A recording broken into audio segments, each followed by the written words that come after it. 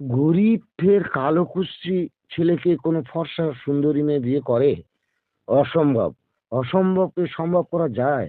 1 মিনিটে দেখুন, আল্লাহর জন্য দেখুন, হজরত সাদ রাদিয়াল্লাহু আনহুকে কালো মেয়ের পিতাও বিয়ে দিতে চায় না, কারণ সে অত্যন্ত গরিব।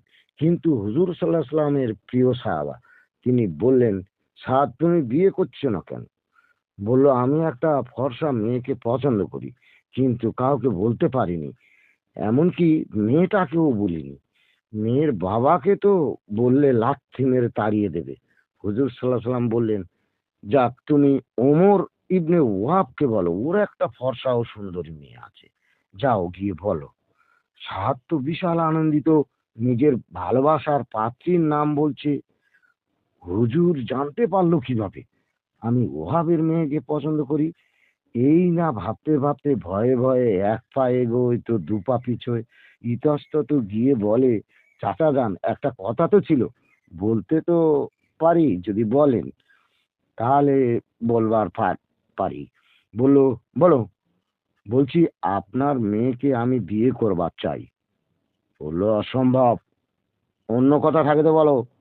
খাওয়া হয় না আবার বিয়ে করবে? দেখতে আবার মোষের মতো, বেরো দূর হ। বলল, নবী সাহেব বলে পাঠিয়েছি। এই বলে দিল ছুট। মেয়েটি সব প্রত্যক্ষ করছিল।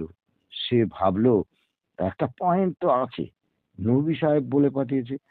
বললো, আবুজান, নবীর কথা অমান্য করলে, হ্যাঁ, আমি ওই ছেলেকে বিয়ে করব, নবীর মান্যতা দেবো। এবার ওয়াহাবের ভাবাবেগে আঘাত হলো। নবীর কথা মান্যতা দিতে হবে।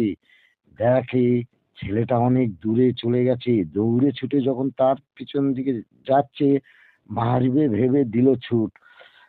ও, সাদ দাঁড়াও, মারবো না, দাঁড়াও, আমি আমার মেয়েকে তোমার সাথে বিয়ে দেব।